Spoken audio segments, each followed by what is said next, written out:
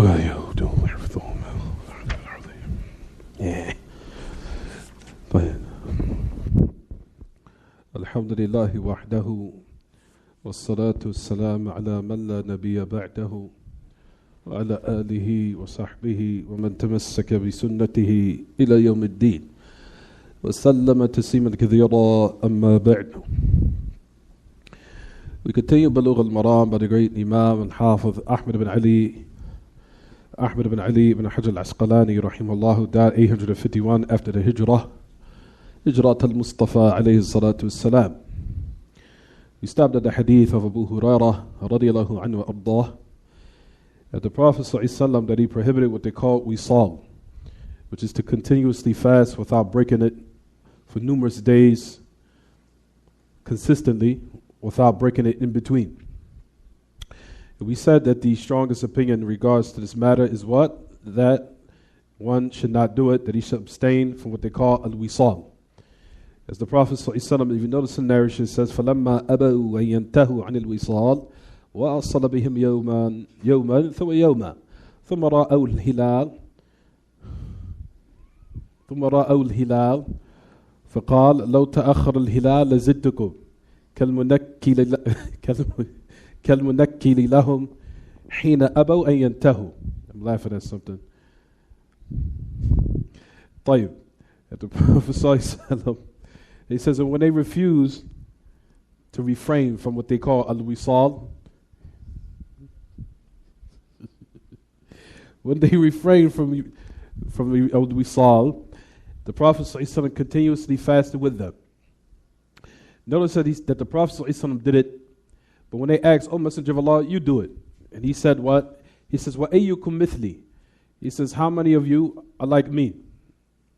He says, إِنَّمَا يَسْقِي يُطْعِمَنِي اللَّهُ يَسْقِينِي. Verily my Lord gives me food and he gives me drink.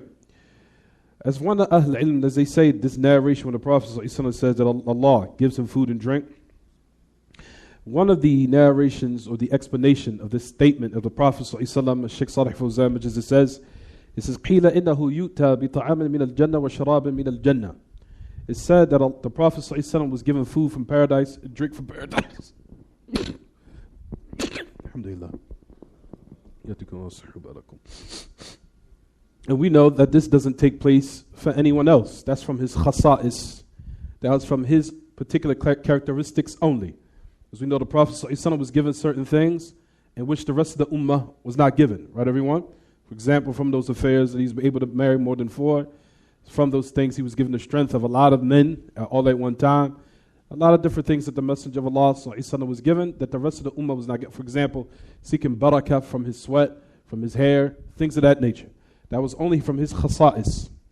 From those khasa'is, those particular characteristics that he was only distinguished with, alayhi salatu wasalam, was able to continuously fast without interrupting it consistently. But the Prophet ﷺ prohibited them to do it. He said, don't you do it. So when they refused, and they wanted to keep doing it, the Prophet ﷺ wanted to show them, discipline them. He says, okay. So he started doing it day after day after day after day after day. This is until he what? Until the hilal for the end of Ramadan had what? Manifested. So when the hilal for the ending of Ramadan manifested, that means that what? The Prophet ﷺ stopped. So it says in the narration, he says, now if we had not seen the moon sighted, I would have kept going. Lazidtukum. I would have kept going in order to what? To show what, everyone? In order to show that you cannot handle it. You cannot what? You cannot take it. So he wanted to show them and discipline them to just what? Hear and obey. Sami'na wa ata'na. Right, everyone? طيب. So this love of the Prophet ﷺ says, which one of you are like me? One of them said, of Ahl Ilm, Shaykh Salih Fawzan, he explains the narration. We said, number one, that he was given food from what? Paradise. That was one, given food and drink from paradise. Another murad, or another intent of this statement of the Prophet ﷺ when he said, verily, which one of you are like me? Verily, my Lord, he feeds me, gives me drink. There's another commentary of this love, of this wording, where it says, another meaning that Ahl Ilm say, إن المراد أنه يتلذذ بطاعة. Afwan. يتلذذ بالطاعة تلذذا يغنيه عن الطعام والشراب. That the Prophet ﷺ, that he takes great pleasure and enjoyment and delight in obedience, the pleasure in which it sufficed him and enriched him from food and drink. So they said that was another meaning of the narration here, meaning that he enjoyed and took delight in obedience of Allah Ta'ala, a pleasure to the point where it sufficed him and enriched him for what? Food and drink. At the end of the day, the Prophet ﷺ, like we said, what everyone, he prohibited what they call al-wisal. He prohibited consistently fasting without breaking it for numerous days. And we also explained the last narration where it said, what everyone, the narration which comes in Bukhari, where the Prophet ﷺ said, لا تواصلوا فأيكم أراد أن يواصل فليواصل السحر. There's another narration in Bukhari where he says, do not consistently fast. He said, but if one of you wanted to do it, then let him continue to as-sahar, up to the what? To the morning for Fajr. One of the brothers yesterday, he says, well, what would be the benefit in that if the Prophet ﷺ initially what? Prohibited this matter. And I answered, and I think it was Sa'd who asked me yesterday. I said, because there's a narration of Abdullah ibn Umar during the time of Ramadan, that Abdullah ibn Umar, after he broke his fast, he would see someone in need. He would see someone in need. So when he seen that person in need, and he seen the people breaking their fast, he would just give them their meal and just let them break their fast and eat it. So the Prophet ﷺ, due to we know that the Sahaba on another level of Iman and a whole other level as far as being human beings in general, as we rarely see anyone who reach their level of Iman and doing certain things that I don't think a lot of people, if not anyone, would do these days. Who would want to break their fast and they see someone in need, just say, here, you eat it. A lot of people these days are not doing that. Like, I'm good. So he would give them their what? He gave them their food.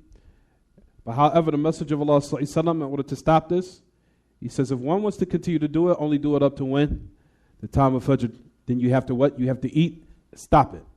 Also, likewise, if one was to practice this, we saw another reason why one shouldn't do it. He would miss out on the barakah of breaking one's fast, and he would miss out on the barakah of suhoor. As we talked about yesterday, that we knew from the benefits of suhoor is what everyone, the Prophet ﷺ mentioned and said, إِنَّ اللَّهَ وَمَلَائِكَتَهُ يُصَلُّونَ عَلَى الْمُتَسَحِّرِينَ إِنَّ اللَّهَ وَمَلَائِكَتَهُ يُصَلُّونَ عَلَى الْمُتَسَحِّرِينَ. Verily Allah and the Malaika, they praise those who take the pre-dawn meal. So who would want to lose out on that type of fadl, that bounty, and that reward? No one. So that's another reason why you'll find Ahl Ilm say that one should not do it, especially in Ramadan. He should not do this due to the fact that he misses out on this virtuous act or this virtue that the Prophet ﷺ mentioned here. طيب. So the next narration, we continue Buloogh al-Maraam. Likewise, on the authority of Abu Hurairah, you'll find a lot of narrations in Ramadan is upon Abu Hurairah. If you go back to all the narrations, a lot of the narration pertaining to Ramadan is upon Abu Hurairah. A lot of them. The hadith, for example, of the Prophet ﷺ, meaning in Ramadan, he says, كُلَّ عَمَلِ بِنِي آدَمْ لَهُ إِلَّا الصِّيَامَ فَإِنَّهُ لِي وَأَنَا أَجْزِي بِهِ وَالصَّوْمُ جُنَّةٌ فَإِذَا كَانَ يَوْمُ الصَّوْمِ أَحَدُكُمْ فَلَا يَرْفُثْ وَلَا يَسْخَبْ. To the end of that narration. That hadith is upon Abu Hurairah. There's another hadith of Abu Hurairah where he says, another one, مَنْ لَمْ يَدَعْ قَوْلَ الزُّورِ وَالْعَمَلَ بِهِ وَالْجَهْلِ فَلَيْسَ لِلَّهِ حَاجَةٌ فِي يَضَعْ طَعَامَهُ وَشَرَابَهُ. That's upon Abu Hurairah too. Whoever doesn't leave off evil speech and obscene acts while he's fasting, then Allah is not in need of him leaving off his food and drink. That narration is like Abu Hurairah. Another narration upon Abu Hurairah, it's a lot. A lot of the narrations of Ramadan you'll find come upon Abu Hurairah radiallahu anhu al-Dah. But at any rate, this next narration that we just mentioned here is what we're going to speak now, the narration I just said. It says, قال رسول الله صلى الله عليه وسلم upon Abu Hurairah radiallahu anhu, من لم يدع قول الزور والعمل به والجهل فليس لله حاجة في أن يضع طعامه وشرابه.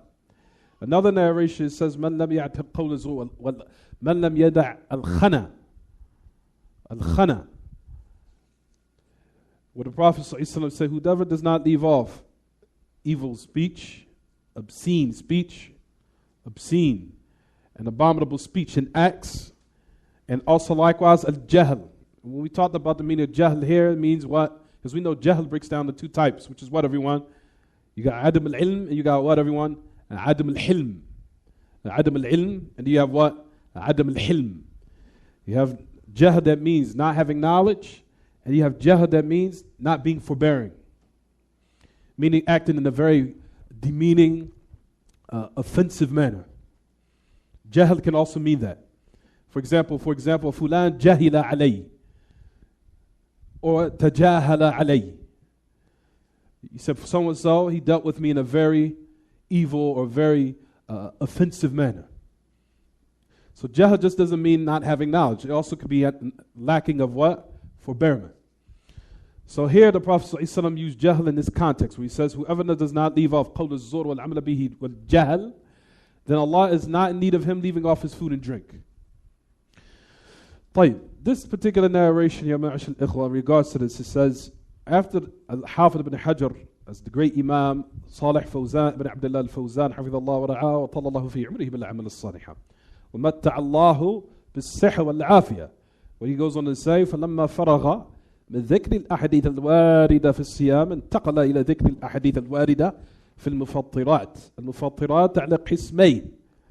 After he finished from mentioning the narrations which comes in Siyam, now Hafidh ibn Hajar that he turns to the narrations which comes in that which breaks your fast. When breaking your fast, it breaks down to two categories. He says you have mufattirat ma'nawiyya yasihhu ma'a siyam. You have that which breaks the fast, which is intangible. What we mean by intangible? That it cannot be attained by the five senses, but it's there. For example, ghiba, namima, backbiting, offensive behavior, obscene speech, meaning that it diminishes the reward to the point as if you did not fast. When you act in a very vile manner, offensive manner, being always want to retaliate when someone says something evil to you, we know we're not supposed to retaliate. Like rather, your back is supposed to be like water, you just let it run off you. Especially when you're in the time while you're fasting, in order to attain the full reward, right, everyone? طيب. So it says mufattirat ma'nawiyya, in which the siyam is valid with it. However, he says it diminishes its reward. Diminishes the reward until you will not have no reward. You'll find of Ahl al-Ilm that they talk about the reward of certain matters. How? For example, the hadith of the Prophet ﷺ, that he says, whoever does such and such act, then Allah will not accept his what? His salat, for example, 40 days. Right? Everyone understand? طيب. You'll notice those narrations, what it's speaking about, you'll find Ibn Uthaymeen, when he talks about these narrations, for example, a person does a certain act, then Allah Ta'ala will not accept his salat for 40 nights. For example, drinking intoxicants. If you drink an intoxicant, Allah will not accept your salat 40 days. Or 40 nights, it says. Right? طيب. If you go to those narrations, right, everyone?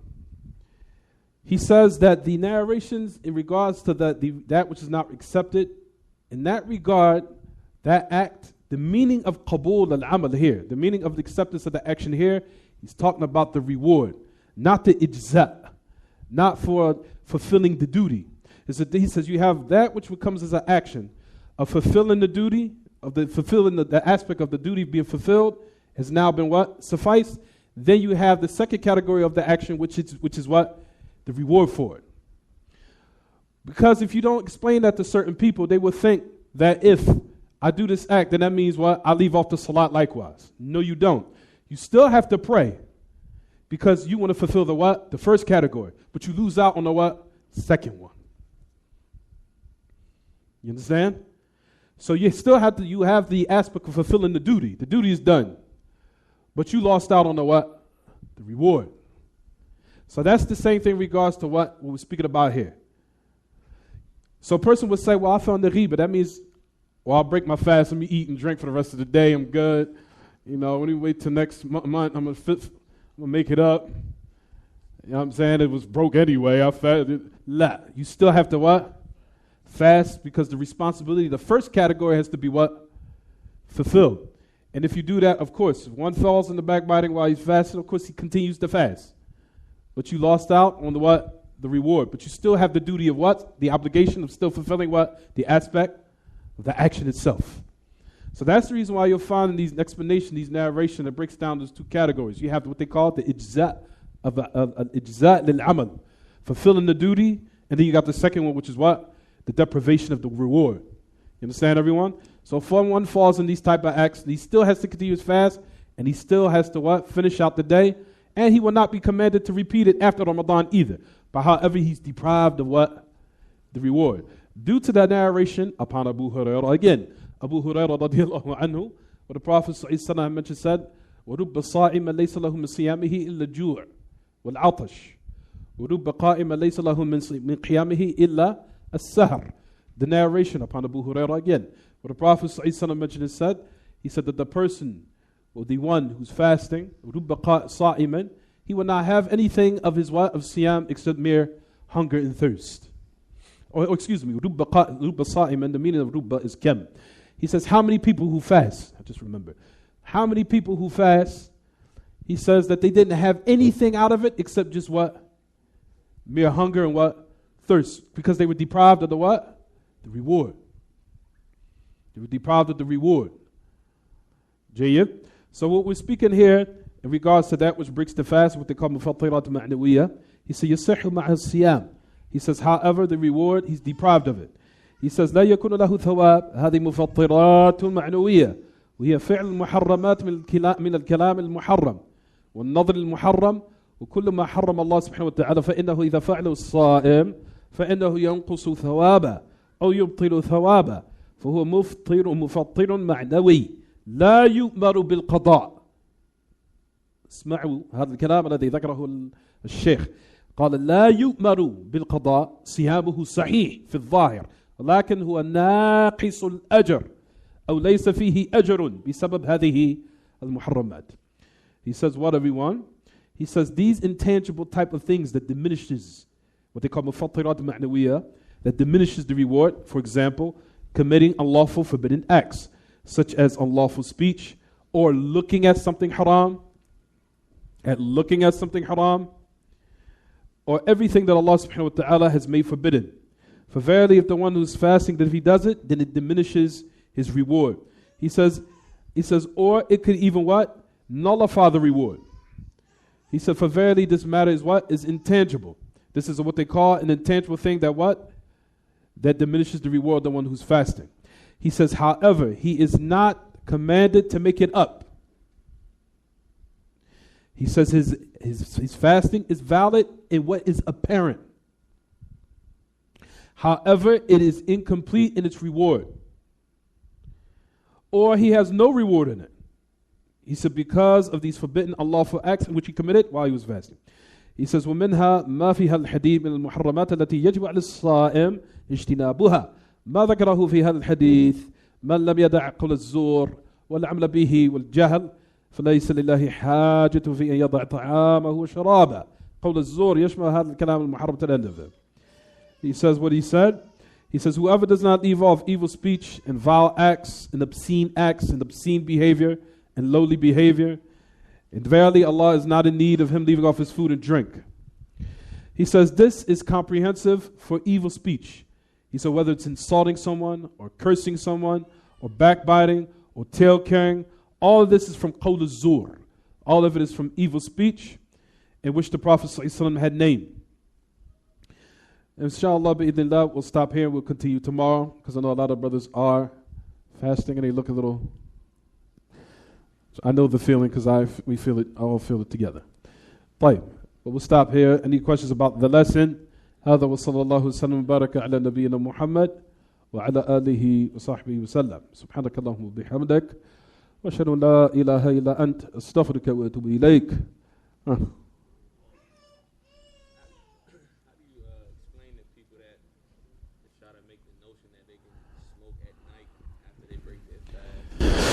Yeah. Why would you give it the notion of all the gods, they start to do evil acts and vile speech after they break their fast? Right.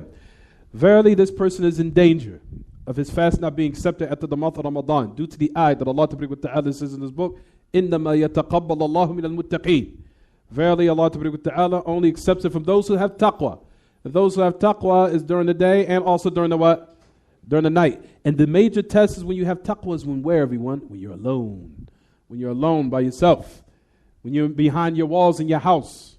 Nobody knows the true self of anyone except especially their wives and yourself when you're alone. So verily it says in the ayah, Allah Ta'ala, إِنَّمَا يَتَقَبَّلَ اللَّهُ مِنَ الْمُتَّقِينَ. Verily only Allah accepts it from those who have taqwa.